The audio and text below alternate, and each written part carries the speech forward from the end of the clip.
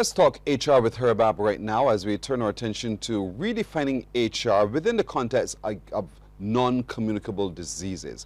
Joining me to talk a little bit more about this is Behaviour Change Specialist, Cecilia Neblett-Brathwaite. Good morning to you, Cecilia. Good to see you again. Good morning, Pearson. Good to see you too. This is a very interesting subject to my mind because as I teased at the beginning of the show, an HR practitioner would say, well, that has nothing to do with me, that's their health. But it has a lot to do with the business. Yes, it does. As well. So let's talk a little bit about the relevance of HR within the context of non-communicable diseases. Yes, good morning again. Well, you recognize globally that the NCDs, they are increasing globally and locally as well. And the role of HR has changed from the traditional role of compliance, administrative, and hiring now to health and wellness.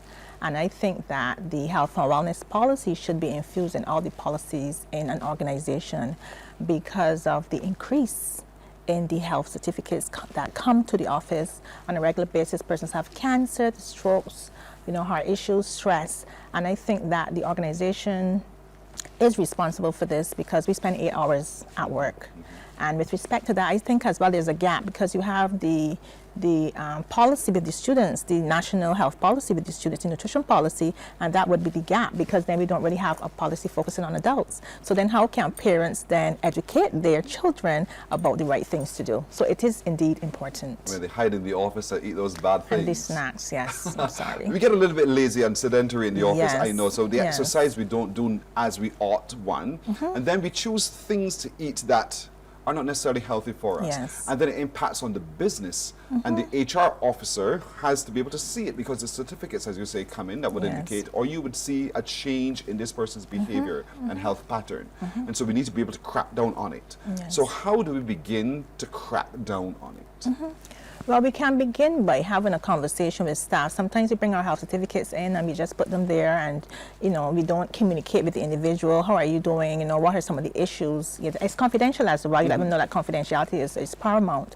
But I think that if we have these things in our policies where health and wellness is paramount and upfront in most of the things that we do, then workers can think that they are a part of the organization. They are an internal customer that is recognized as valued and valuable to the organization. And I think that workers and the organization itself can join together and partner with finding nice, new, refreshing programs that can cater to health and wellness because it's not a HR is not an organizational effort. It's a holistic approach where you tell me what you want and I tell you if I can afford it and if it fits within our budget and if it fits within our criteria. Because a healthier workforce is a more productive workforce. Yes. And you see the return immediately. Now you brought along a basket of goodies which you show where we as a business we can begin to now encourage our officers who work with us to be able to watch their lifestyle. Yes, actually these are from my garden. We have the bay leaf, we have the soursop leaves, we have the lemongrass to make tea, we have the figs, we have the bananas, we have the golden apples, and these are just locally grown produce.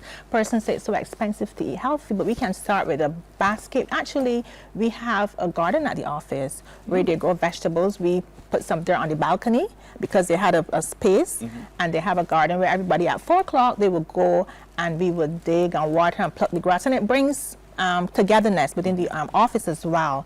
And I think that is a start. We can have our plant pots where we can have our lemongrass, we can grow fruit or vegetable. We can transform the office by doing this. And I think that we need to speak to persons about the sedimentary lifestyles. We can get up and go for walks. Sometimes we recognize that persons sit for long hours. We have a lot to do on our desks. And we very seldom recognize it's lunchtime. So we go over the time, for example, with your busy schedule here at the CBC. So we have to make sure that we make the time within our work schedules, we make the time within our policies. We have persons coming from insurance companies, we have behavior change persons come in, we have nurses and we have doctors, we can have persons from the Red Cross, we can have persons from the Heart and Stroke Foundation come in, NCD unit, health and wellness, to speak to persons about health and the importance of living a healthy lifestyle because it impacts significantly on the budget. It really, really does. And so knowing the numbers, knowing all your colleagues as well, health conditions, help to be able to make that policy change. I like what you said about the office gardens. Yes. Because it distresses you immediately. Once you begin to put your hand in the dirt and you see the growth, it changes your whole spirit and your psyche.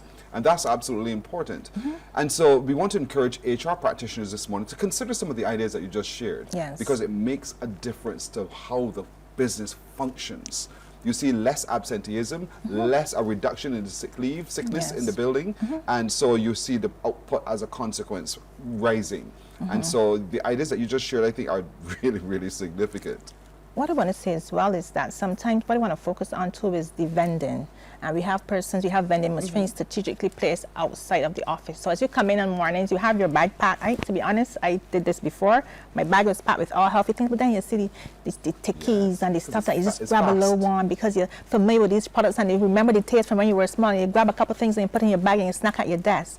I want that the officers have water on the desk. I want that management sees the benefit of having these things readily available for staff if they can afford it. You know, we can have trackers. PAHO, they would have trackers, and we would see how much steps persons would make as a competition. We can have, you know, things where persons are given rewards to see how many steps they take, or who drank the most water, you know, or who's more creative with something healthy. I remember doing a competition at the office at the youth service where we had to spend $10 to do a product, and I made beet juice, and then I had to utilize the whole product. So then I made muffins with the residue. So then I had beet muffins. The muffins were red and they're sold very well. So these are all creative things. We got a prize for that. So we can be creative because we recognize that the vending, we have to look at the vending bill as well, because persons just vend and they have the high sugars, the sodiums, the ultra processed foods, and these are all not healthy for the consumption of especially adults. An HR officer said, girl, that sounds like a lot of work. I don't have the time with that. Yes, we don't have the time, but the cost, because our hospitals are heavy with persons with NCDs, you recognize the cost. Everybody don't have a health insurance policy, so that can be a challenge as well. And if the office is providing the health insurance policies for you, it is recommended that you look at health and wellness lifestyles, because you're responsible for assisting with some of that cost for the insurance policies. So holistically, I think it's nothing to do with government.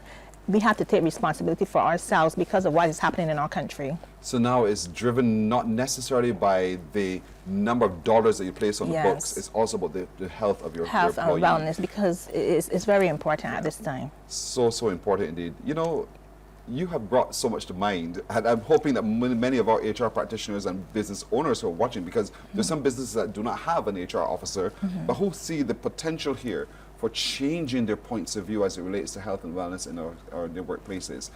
I like the community garden for the office. I love that indeed. And so as groups, you can go out and you can farm, and you benefit from your farming as well. Changing the vending options as well. Maybe fruit could be one of the vending options or that you make available for your staff as well. Look at your canteen operations and see whether or not their list of offerings fit with the focus of your business to have a reduction in NCDs. There's so much that can really, really happen, but HR, you drive it. You drive it because you are people. And because you're people, you're paying attention and you're saying we want the best from our people and the best for our people as well. Cecilia, I want to thank you so much for joining us this morning. Thank you for having me. You're very welcome. Stay healthy and have a wonderful day. Likewise, indeed. We've just been talking HR with HRMAB. Morning, morning, morning. Good morning. Good morning to you.